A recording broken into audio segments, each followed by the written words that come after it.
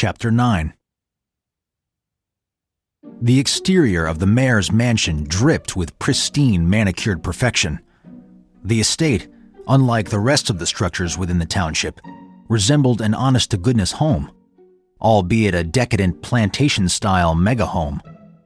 Whitewashed fences and brick walls lay behind polished wrought iron gates. Nauseating, gaudy lavishness. Vant approached. A woman's voice greeted him from an intercom. Name and reason for visit? Vant Huel. I'm having dinner with the mayor. That sounds so official, he thought. He sized up the premises and took note of the lack of security systems, save for the gate, which was more of a decoration than a preventative measure. Whoever lived here feared no one, and no one was around to fear them.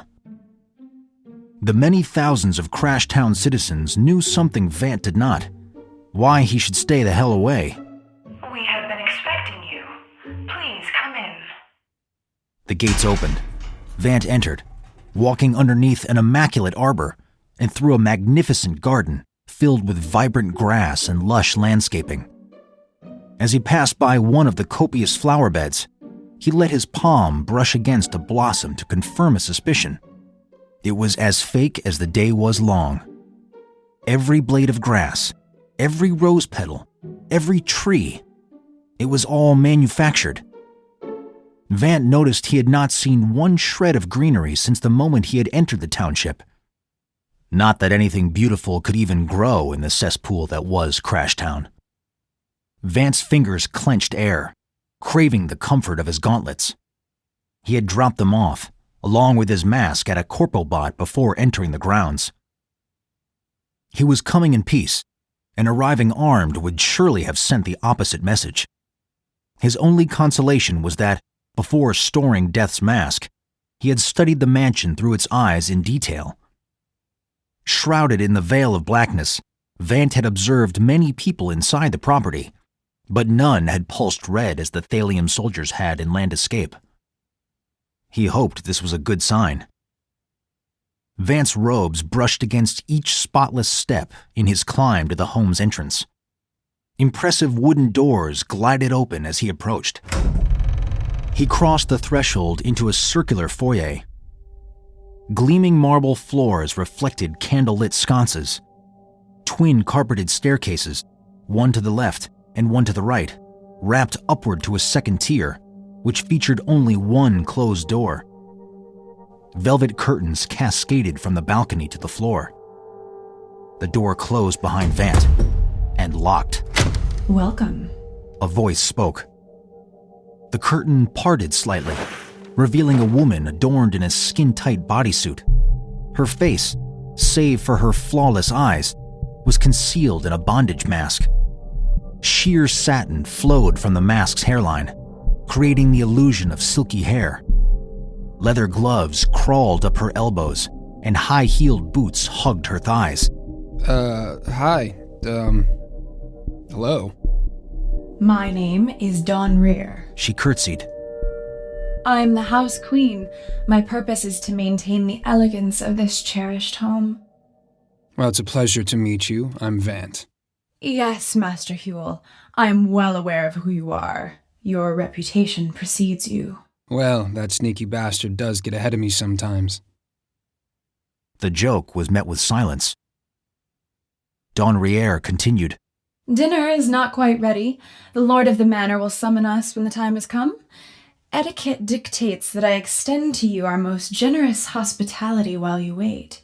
You shall be doted upon, as all guests are. May I first offer you some refreshment? To Vant's left, the curtain slid partially open, revealing a wet bar stocked with multicolored bottles. Prominently displayed was a carafe of exquisite-looking red wine and one lonely glass begging to be filled. Oh, that's a hell of a presentation, Vant thought. Hell of a trap. He experienced the overwhelming sensation that the mansion was like dog crap covered with gallons of perfume. One could still smell shit somewhere underneath the lilac. Kind offer, but drinking usually leads me to make bad decisions. More than the usual, I mean. I see, Master Huel. Then perhaps you would delight in something sweet. The curtain opened further, unveiling a table stacked with delicacies. Mouth-watering treats were meticulously arranged and exquisitely crafted. And spoil my dinner. There's not a whole lot of room in here, after all. Vant patted his non-existent belly. It seems, Master Huel, that you are a man of extraordinary discipline. Yet in this house we believe in succumbing to our temptations and in satisfying our appetites, whatever forms they may take. The curtain continued its path around the foyer. Vant choked on his surprise. Behind the velvet shroud were naked ladies. 20 of them, statuesque, elegant in a high-class hooker kind of way. They were immaculately groomed, and all stood with pageant-like, hand-on-hip posture. Each female was unique. There were blondes, redheads, greenies, pinkers, blueberries, brunettes, and every body shape and shade was accounted for. The women did not talk, and they did not acknowledge their new visitor. They simply remained upright, breathed, and stared straight ahead with one purpose: to be a feast for the eyes of their guest. Are you certain there is nothing I may provide for you? Not even private quarters for a few hours, Master Huel? Please, the formalities aren't necessary. Just call me Master. He winked at the girls. A few of them giggled. Vant felt impressed with himself, but noticed he was acting showy. Nothing like 20 lady parts, 20 derrieres, and 40 breasts to mess with a man's composure, he thought. He addressed the courtesans. You're all very lovely. Please don't take offense, but this wasn't exactly what I had in mind when I came here tonight. My deepest apologies, Master Huel. Perhaps I misjudged your proclivities. Let me offer you something more to your preference. The curtain completed its path around the foyer. Behind the last quadrant of concealed temptations were 20 naked men. Their chiseled, oiled-up bodies gleamed, and their oppressively large reproductive organs hung by their knees. They did full turns, in tandem, showing off the goods. Now there is something you don't see every day. He tapped his feet. He smiled at the men and the women. They all remained stationary. He was stalling. From the moment the door to the mansion sealed him inside, Vant knew he had become a pawn in some kind of voyeuristic charade. Now the game was clear. Hidden eyes were studying him, watching to see which allurement he would select and fall victim to. Choose your pleasure, Master Huel. He paced the foyer, taking it all in. Although his demeanor remained nonchalant, his adrenaline level had skyrocketed. His heart pumped blood behind his ears. His survival instincts kicked into gear. He tried to conceive an escape route, since the locked door behind him would not be an option. The chamber had no windows, and the only door on the second floor most likely led farther into the home's interior. Master Huel? The awkward silence had grown too palpable. He had to say something. I don't want to impose. I think I'll just wait for the mayor. Maybe I'll have some wine and an orgy after dinner. We stand on ceremony here. Your host will be greatly offended if you decline our generosity. I'm afraid we must insist. From the upstairs balcony, a sconce slid downward. A mechanical arm extended from behind the compartment. Attached to it was a machine gun, with its sights trained on Vant. You must choose, Master Huel. Well, shit, Vant said. He contemplated. Poison wine's gonna stop my heart, and toxic food will melt my insides. The courtesans, of course, are in on the plot. His mind spun, trying to deduce whether any of the choices offered a chance to walk away unscathed. They did not. He wasn't a mouse in a maze. He was a mouse in a mousetrap. I'll have to wing it, He thought. The Vant special. So, He clapped his hands together. A dozen of the courtesans jumped, startled. what's your story, Donrear? Why don't you tell me about you, your turn-ons, turn-offs, that sort of thing? I am the most coveted of the house girls. My beauty is to be preserved and made available only on extraordinarily special occasions. Now that is tempting. He pointed at her mask. Can I peek under the hood? I admire your bravado, Master Huel. Perhaps one day. For now, any other pleasure will be yours.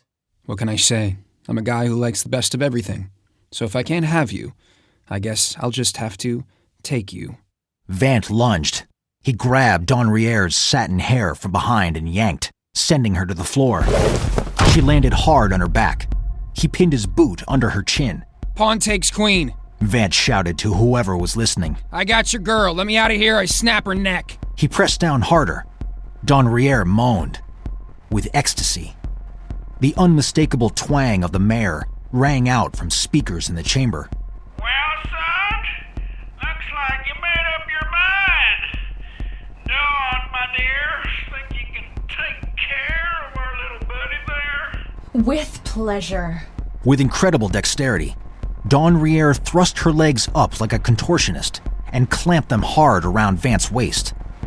She whipped him face first into the marble, then vaulted up, twisted her body in midair, and stuck the landing with Vant's neck between her vice-like calves. Vant clawed at her boots. Dawn Rier giggled sadistically, tightening her grip on his throat. Oh, Master, look at how helpless you are, how pathetic. He reached up to grab her waist. She slapped his arm away. No touching. You don't deserve me. Vant thrashed, trying to free himself. His eyes bulged from his head. Sweat poured from his brow. His face turned red. He swatted at her, but she laughed at his futile attempts. Finally, a swing broke through her defenses and connected with her rear. Naughty. Dawn Rier removed a leather strap from the lining of her glove. She whipped Vant's ass over and over. Naughty, naughty. The guffaws of the mare boomed as she punished Vant's posterior. He focused on the timing of her swings. At the right moment, he caught her wrist on a downward swipe and pulled hard, wrenching her to the floor. He freed his head from her legs and crawled away as she acrobatically righted herself. Come back here, Master. Come punish me. I was bad. I have to be disciplined. Oh, get away from me, you nutty bitch! Dawn Rier giggled and strutted toward Vant. She opened a slit on her mask, revealing a luscious mouth coated in lipstick. Trails of acidic steam rose from the gloss. Does the little master want a kiss from Mommy? Vant backed away from the cornucopia of naked women. They reached behind their backs and removed flesh-colored blades that matched their skin. The nearest girls took swipes at Vant. His dodge forward returned him to Dawn Rier's clutches. She dropped into a leg split, wrapped a calf around his shin, and collapsed him onto his back with a tug. A handcuff locked around his wrist. Now you belong to me. Now who's the master? Dawn Rier dragged Vant to the other side of the room. What is with you? You're the worst. Oh, hell! He rolled to the side to evade the brass knuckles of a male escort smashing into the floor. The rest prepared to strike, but Vant twisted his arm to put Dawn Rier in front of him as a shield. He kicked out with his legs. The blow inadvertently connected with her crotch. Oh, crap. No, I'm sorry. I'm so sorry. She shrieked. The frenzied men took swings at Vant, each looking for a piece of the action. Stop! He's mine. I need to teach my master a lesson. She dangled a boot heel above Vant's face, showing off its razor-sharp interior edge. Like scissors, the heel snapped shut towards her toes. She demonstrated the castration device a few more times with glee, the blades opening and closing, like hungry jaws. She stomped at Vant's nether region. He twisted to the side. Her heel landed behind his lower back. He then jerked her connected arm downward, crashing her to the floor. She was dazed, disoriented. Vant got to his feet. He curled his arms under her body and lifted her overhead with sloppy, brute strength. She flailed as he tore across the room, and he body slammed her into the table of food, demolishing it. Sweet treats rained down and melted into noxious pools beside them. Vant pinned Dawn Rier with his knee. I got something you can kiss. He pressed the handcuff to her mouth. Acid from her lipstick ate into the metal, and the binding split apart. He cocked his arm back and balled up his fist. Well, I usually don't punch pretty things, but since I can't see your face and they say love is blind... His downswing was interrupted. 2 tiny clips launched from the breasts of Don Rier's suit. They clamped into Vant's nipples, and an electric shock flowed into his body. He hollered from the concentrated pain inflicted onto the delicate region. Don't you dare fake it. Don Rier moaned with bliss. She rose to her feet. I always know when someone's faking it. Vant tried to pull off the pincers, but they were locked shut. He called out in misery. Admit it. You love it. Now that you're all worked up, let's finish you off. She grabbed the carafe of wine and straddled Vant, pouring its contents all over his mouth. Taste my juice. Don't spit it out. Swallow. She pressed the bottle to his pursed lips and plugged his nose. Several forced gulps flowed down his throat. Vant immediately identified the chemical reaction in his belly. A heat in his innards transitioned to a sizzling acid reflux. Chemicals coursed through his veins. His heart slowed, then stopped. Good little master, drinking all of Mommy's juice. She slapped Vant on the cheek a few times. No movement. The clamps on Vant's nipples retracted back into Don Rier's bodysuit. She moved to the center of the foyer and took a well-mannered bow. You just made me a wealthy man! I do apologize for the mess. I'll summon the maids to remove this filthy thing from our home. I shall then come upstairs for some real punishment. She wrapped her mane of synthetic hair around her neck and playfully choked herself. The crowd of courtesans laughed along with her. Stunned silence washed over the foyer. Oh man. This is gonna be bad. Vant rolled onto all fours, gagging. Wide eyes from Don Rier and her retinue. Disbelief. Vant shoved his finger down his throat and sprayed red, liquidy vomit all over the white marble floor. A cacophony of gasps came from everyone watching. Hold on a second. Vant rose to his feet and pounded on his chest. Ha! One hand was not enough. He intertwined his fingers and used both to beat against his heart as hard as he could. After the 5th thud, Oh, there it goes. he felt his organ lurch back to life and regain a steady pulse. No one made a sound. The mansion's residents gawked at Vant like he was a witch. He picked up the empty wine bottle and studied it. Oh, wow. That must have been a crummy year for this vintage. And they say it's to die for. He smashed the bottle on the ground. Shards of crystal flew everywhere. What the hell are you? The mayor asked from the speakers. Well, you're about to find out. Not likely. It's a game over for you, son. He gave an order. Lock her down! Deadbolts slid across the front door. The courtesans panicked and scattered. Some sprinted upstairs, while a handful stayed down below and attempted to pry apart the front door's locks. Relax. I only want to talk. The machine gun rattled with the loading of ammunition. Don't do this. The gun pivoted to lock onto Vant, but Don Rier was blocking its line of sight. Move! Vant called out to her. Too late. The gun lit up. Ballistic rounds tore into her. She shrieked with dread. Vant pulled her across the floor and shoved her under the bar. He dove underneath next to her. The machine gun fired with reckless abandon, pinning them down. Bullets chipped away at the marble flooring. Strays shattered the glass bottles. Shrapnel and smoke multiplied by the moment. Don Rier choked on her own blood. Damn it! Why didn't you just listen to me? Because you didn't say please. She stroked his cheek. You should have treated me like a lady. Bad little master. She slapped his face, then went limp. The sounds of artillery and the cries of courtesans filled the foyer. 2 of the girls sprinted for the upstairs door. The weapon that had been trained on Vant confused their motions for his. Bullets cut through their bare skin, and fireworks of gore erupted from the perforations. The distracted gun flung bullets around the chamber, trying to pick off Vant amid the commotion. A vulnerable courtesan was struck in the stomach. She screeched, and her wound emptied thick plasma all over the floor. Another escort tried to usher her away, catching the attention of the weapon. In a blink, he too was shredded. Vant seized the opportunity and hauled ass toward the gun. He was halfway up the stairs when it turned on him. A shot grazed his shoulder.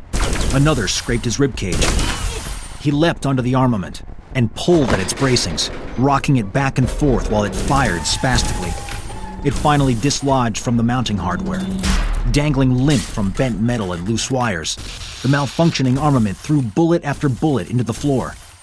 Vant caught his breath. He assessed his wounds. They stung like hell, but he would live. The chamber was secure, but across the room and down the stairs, the decorative arches shook. Something large stirred. The foyer rumbled. This can't be good. Vant thought. The entire eastern wall slid upward. Vant rubbed his eyes, attempting to clear out the disbelief. This was no illusion. The panel was a facade, camouflaging a storage compartment. Inside, a peacekeeper roared to life. Easy, big fella. Vant said to the mechanical biped coming online. All right, let's take this down about 10 notches. The machine responded by careening up the stairs. Vant pivoted the barrel of the dangling gun toward the peacekeeper, shooting it in the face a few times. The bullets ricocheted off its viewport, and the beast kept coming. Vant dashed aside as a massive fist crashed into the floor. He needed distance. This thing could flatten him in one move. He hopped over the banister and dropped down to the first level.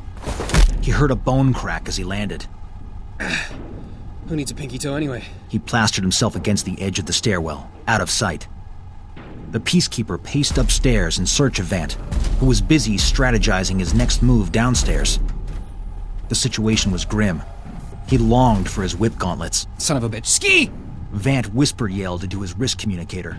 Come on, Skii, where are you? No response. Skii! He imagined her as a human caterpillar, bundled up in her bed. God, I hate you right now. The metal beast roared in protest at having lost its target.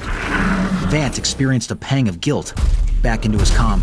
Okay, fine, I don't hate you, but I'm probably gonna get squashed because of you, and I hope you can live with that. The walking tank thundered down the stairs past Vant, who, in a moment of misguided inspiration, vaulted onto its back. He held on while it bucked. The kinetic movement knocked him onto the viewport. Vant reached into a crevice beneath the windshield and yanked hard on a thin rubber device. The piece broke off. Oh, you are screwed now! The machine stopped, gathered its wits, then swatted overhead. A bolt on its finger snagged Vant's cloak. It whipped its arm forward. Vant flew across the room and smashed into the wall. Bony snaps indicated a dislocated shoulder and a cracked rib. Vant attempted to get to his feet and slipped. He had landed in a pool of blood seeping from the mangled body of a destroyed escort. That's disgusting. How exactly does removing my windshield wiper make me screwed, son? Here's how. Vant reached into the puddle and withdrew a gushing arm. He chucked it at the metal beast. It splattered across the viewport. Hey! The mare shouted as he flailed, partially blinded. Vant lobbed a leg, which created additional carnage. He then picked up the torso and ran at the beast, heaving the leaking cadaver at its head. The peacekeeper scraped its fingers across the sticky, brownish-purple slop on the viewport. The resulting gluey streaks only made things worse. Not fair! Not fair! You cheated, boy! An access panel slid open, revealing the machine's shoulder-mounted Gatling gun. It blind-fired, but Vant had already gone under the automaton and hidden behind it. Vant's fingers trembled, but not from fear. He was straight-up pissed. He had a distaste for unnecessary bloodshed. He was an expert on the subject, and the chaos the mayor and his peacekeeper cronies had created lit a burning rage inside of him. I'm coming for you, Mayor. I was trying to save your lives, but you had to go and pick a fight, which is, well, that's the wrong move. I ain't worried. No way out, little man. All the doors are locked.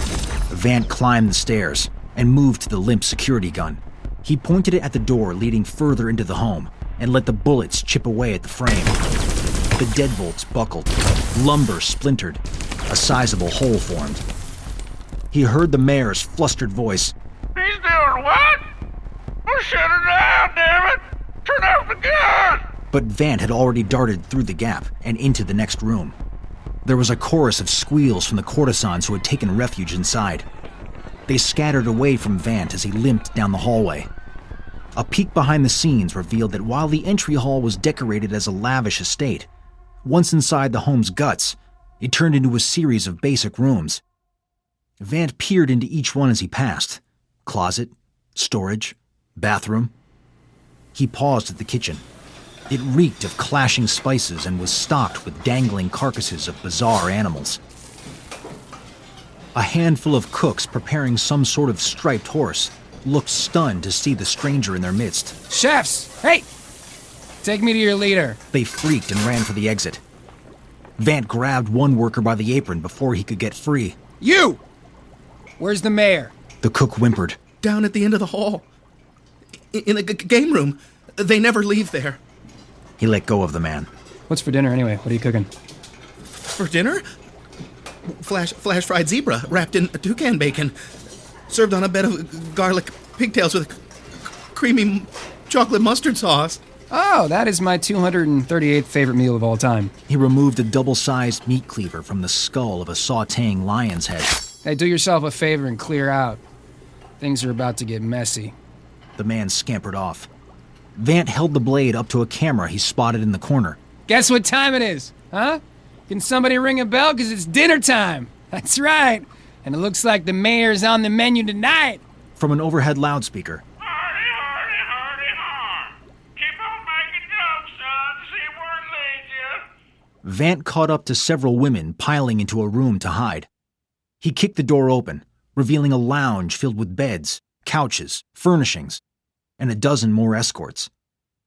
They gasped at the sight of the blood-soaked boogeyman brandishing a cleaver. All right, don't be afraid. You're free. You're free, whores. Go! Vant made a grand gesture to usher them out of the room. They stared at him, unimpressed. You're free. I set you free. You can go. He repeated, We know that. said one of the girls. Another added, What do you think, we're slaves? They pay us to be here. They, Oh. So, you're okay then, just to clarify. Yeah, it's decent money. one of the gigolos said. The others nodded in agreement. Okay, but your bosses, they just killed a whole bunch of you. Sucks to be them. A skinny little blonde said between puffs from an elaborate smoking device. Glad it wasn't my shift. Vant scratched his sideburn. Well then, I guess I'll just... go? Whatever tickles your pickle. Vant slinked down the final corridor. He approached the last room at the end of the hall. Not surprisingly, it was locked. He pounded on the door. Open up! No. A voice answered from inside. Why not? Because you're going to kill us? That's crazy! All right, why in the world would I... All right, you know what? You got me. That's fine. I am gonna kill you. I didn't want to, but you started this. Now I pretty much have to kill you. You started it. You were going to kill us first. What? How? Why on earth would you think that? That's why anyone comes to the mansion? It's not awful, Logic. Vant thought. I wasn't gonna kill you. I came here to warn you of something. Sure. You have to open the door sometime, and if you don't, you're just gonna starve to death. We have reinforcements on the way. You can wait there as long as you like. It works for us. Then I'll blow up the whole damn mansion. And kill all of these perfectly good prostitutes? Could you live with that? Vant could not deal with the insanity of the conversation. Screw this. I'm getting an axe. He searched room to room. Nothing. Time was wasting. Dozens of metal enforcers were likely stomping through Crashtown on the way to the mansion. He went down to the basement, keeping his eyes peeled for anything he could use to break down the door. But he found something more interesting. the Corpocell power grid. It seemed like a good idea to pull the plug, figuring the outage might cut off communications to the reinforcements. He switched off the first module. Several electronic hums and the temperature regulation went mute. He flipped another switch and the lights went out. He placed his hand on the last switch. Stop! The mayor said over the intercom. Vant shouted up the stairs. Why? Don't flip that switch. You can't. All right, give me one good reason. Just don't, son. Are you gonna let me in to have a chat with you? 'Cause that's all I want, just to have a chat. Yes, sir. Agreed. We got ourselves a truce. Okay? Come on up. Just don't flip the switch. All right, I'm coming up. No tricks. Any more surprises and you may ruin my perfectly chipper mood. Vant returned upstairs. The sealed door rattled, followed by the satisfying sound of a deadbolt unlatching. Then another. Then another. Vant squeezed the handle of his knife. The door creaked open. The rancid smell of sweat, ass, and festering food hit him in the face before the visuals did. The circular suite was dark. Every lamp was off, including those on the chandelier dangling from the ceiling.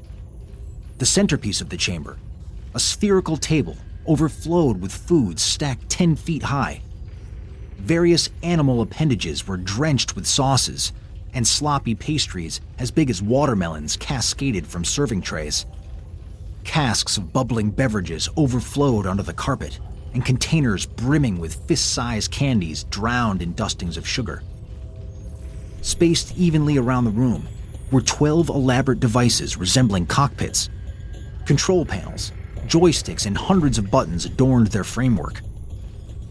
Holographic visuals, each showing a different view of Crashtown, beamed above each helm. They bathed the chamber in flickering strobes of light.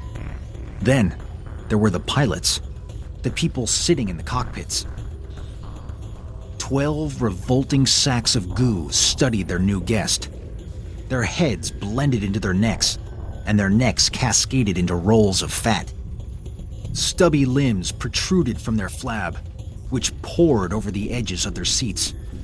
They were nude, covered only with sweat, stink, and morsels of whatever they had recently ingested or excreted. Their loose skin jiggled as they shivered with trepidation. These were the Peacekeepers. Without their remotely controlled robots, they were rendered impotent. Vant would have certainly caught them with their pants down, but they were not wearing any to begin with. The naked servants attending to the Peacekeepers froze at the sight of Vant. He had interrupted the human maintenance tasks which they were currently engaged in. Some held wet cloths for sponge baths. Others plates of food so heavy they could barely be lifted. Some cleaned the troughs underneath the seats of each cockpit. And some were in the midst of massaging the Peacekeepers' body parts, using their own body parts to do so. Vant's boots squished as he left blotchy red footprints across the carpet. He paced the circumference of the ballroom, eyeballing the drivers and their holographic displays. He noticed separate readouts on each cockpit, showing numerical counters next to corpo capsule icons. The Peacekeepers were keeping track of their loot. Most values were in the hundreds of thousands, but one was in the millions. Vant paused at the man who was most certainly the leader. He wore a ratty 10-gallon hat atop his doughy head. Pleasure, son. He tipped the brim and smiled through rolls of saggy skin. Vant raised an eyebrow. I'm sorry about that misunderstanding. We get a whole heap of trouble around these parts, but hey, water under the bridge. Let's make nice, shall we? May I offer you some, No, thank you. I'm not hungry. Welcome to the game room. Command center of the Peacekeepers. This is where all the magic happens. You know, where we keep our eyes on things and whatnot. Uh-huh. Something to drink, friend? Got some wine or, yeah. Sure. Yeah, no, that's a fantastic idea. I'll have some more of your poison wine. About that, how did you do it? I mean, we're dying to know. One drop would have put Knox down.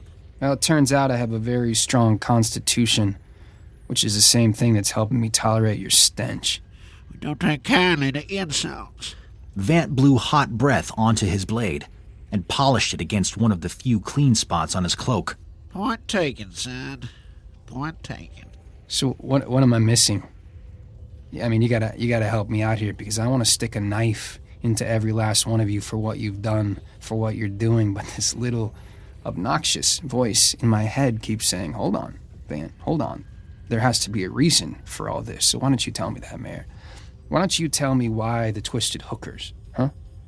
Why the poison, why the guns, and the psycho dominatrix and the giant robots? Why don't you tell me why? Ain't it obvious? Wagering, son. Wagering. Sometimes folks show up at the mansion always to rob us or get greedy with our concubines. And here you come into Crash Town. You strut on in, digging it out with the hobos, putting up a hell of a fight. We knew we had a pony to bet on. Fun part is, which way you gonna go out? I have my money on Dawn. Shit, I almost had you there. And Chuckles reckon you take the bait and put your pipe in a puss. Our gals ain't no slouches. They would carve you up good. Hoss ought to be the grub, and old Rosie there bet on the wine. Hell, there's a dozen ways to get your booking kicked inside this house. Funny enough, this time ain't none of us collecting. No one put money on you living. I'm sorry, sport. Vant kept fixated on the mayor, unamused by his jaunty demeanor. Well, we gotta get back to patrolling the city, so if you got something to say, now's the time. Vant looked down at his blood-stained hand. It clutched the meat cleaver so tight that his circulation had cut off. Every last drop of willpower within him swam against the tidal wave of justification, demanding he slice the necks of each worthless spud in the room. Instead, he spoke. Something is coming to Crash Town. All right, something horrible. An army. The fetid eyes of the peacekeepers ran all over him. It gave him the creeps. Headed here now? They could arrive today, yeah. Could be a week from now, could be 10 years, but rest assured, they are coming. Unless we stop them. Ah, well, then you and that cute little gal of yours have quite the job ahead of you. Good luck, my boy. Go get 'em. I need your help, Mayor. 12 sarcastic chuckles from 12 repulsive flesh sacks. Vant reasoned. But the sex, the food, and the wealth, that's all gonna end. The evil is coming to steal you away and strip you of all your pleasures. This whole way of life is gonna be reduced to nothing. Do you understand that? Am I getting through to you? Son, there's something you should know about us and this here town we protect. What? All of it. It don't mean squat. Vant blinked in disbelief. Welcome to Crash Town, where you come to crash. Life's tough, kid, real tough. You got your pressures, you got your worries, you got your responsibilities. You live, you fart, you die. That's a shit life, son, a shit life. Us folks, we got a better idea. We got 4 things on our minds: fucking, fighting, fun, and fuck it. Oh, man. You're not hearing me, Mayor. They're coming to end your lives. Our lives ended the second we stepped foot in this here town. We came to die, kid, to get out in the last hurrah, to give the old middle finger to the old creator and show him that he screwed the pooch. This world ain't worth my pooping pot. We ain't gonna stand for it. We're gonna piss all over his masterpiece, and however the hell we die, well, shit, that'll be fine with us. We figure may as well jerk around on the way to the finish line. We got one purpose here, son: to shove as many things in and to shoot as many things out of our holes as possible. Tornadoes of judgment circled inside Vant's head. 2 sides loosed their artillery in a battle within his brain. Wait. Through desk mass, the peacekeepers look normal. The Thalium soldiers in Land Escape pulse red, but these sons of bitches do not. Death has not marked them for elimination. There's something I'm not seeing here. Vant was rattled, livid, and seeing red, but only angry at one person, himself. He put the edge of his knife to the mayor's throat. So if what you're telling me is true and none of this matters, then... well, I could kill you right now. You wouldn't give a shit. Son, if you kill me, I'll only have one regret. Which is... well, if I'd have woke up just a little earlier this morning, I could have gotten in one last pull of the pecker. Vant shook his head. there's more to it, you know, than sex and money. Prove it, kid. In a moment of clarity, Vant realized his judgment of them mirrored theirs of him. He perceived them as pathetic for not wanting to save their town, and they thought of him as pathetic for giving a damn. Vant dropped the knife. The peacekeepers sighed with relief. Hey, Mayor, you do me a favor? Name it, son. Don't kill me on the way out the door. I could go for one last pull in the pecker myself. Touché. Obliged, kid. You sparing us, we'll spare you. Oh yeah, one more thing. You ever heard of a man named Geist Flyer? I'm looking for him. Does he have a vagina? No. Why the heck would I know him? Vant took one of the least offensive-looking pastries from the table and said, I'll see you around, Mayor. Good luck, son. Have some fun, see the sights, spend some money. Vant closed the door behind him. He walked down the hallway, past the hooker's lounge, and back into the lobby. The foyer looked like a bomb had gone off. It was wrecked with artillery shells, smoke, debris, and blood. Vant cautiously eyed the blind peacekeeper, which remained motionless. He stepped over Dawn Rier's corpse, pausing to ponder what beauty lay underneath her mask. It did not matter now. It was destroyed. Gone, due to the itchy trigger finger of a greedy slab of man who viewed life as some sort of game. Vant took a bite of the pastry. The sweetness overpowered his taste buds. He spat it out in disgust.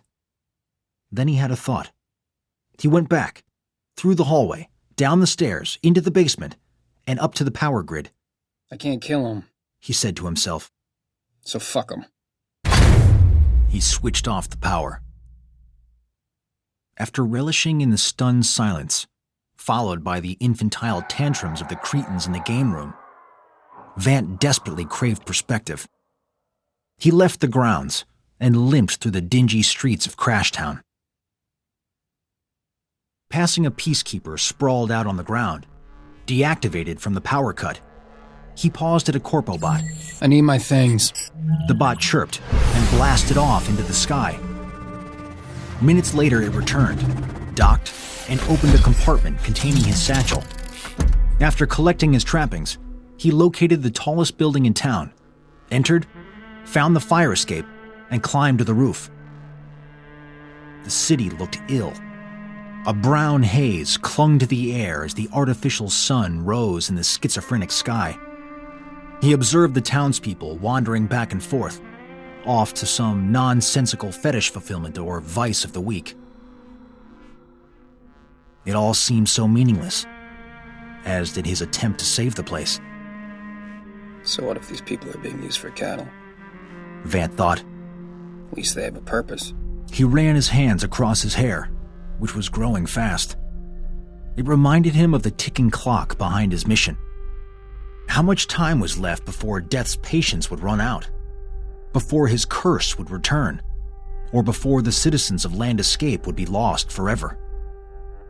He removed Death's mask from his satchel and rolled the mysterious item around his fingers. The cold material felt refreshing on his fingertips. He looked into the empty eye sockets and spoke to the face. Life's a bitch, huh? He held the mask up to his head. It latched onto his skin. The world transformed. He watched the vibrations and trails of the townspeople as they moved from place to place, yet nothing flashed red, even when he glanced back toward the mayor's mansion. He double-checked, then triple-checked, to ensure he was not missing anything. Peacekeepers may be bastards, Vant thought. but for whatever reason, they're not drawing Death's attention. He started to remove the mask, but something caught his eye. What the hell? In the farthest reaches of his vision, he spied a phenomenon, an anomaly so insignificant, He could not tell if it was real or if his transformed eyes were playing tricks on him. He strained to see what he thought he saw. Nothing. But he could have sworn. There it was. The tiniest glint of green flickered from within the depths of the city, almost imperceptible. Much like how the townspeople glowed white and the invaders of Land Escape had pulsed red, someone in Crashtown was sparkling emerald. As quickly as the twinkle had appeared, it evaporated. Looks like there's something worth seeing in this damn town after all, Vant thought.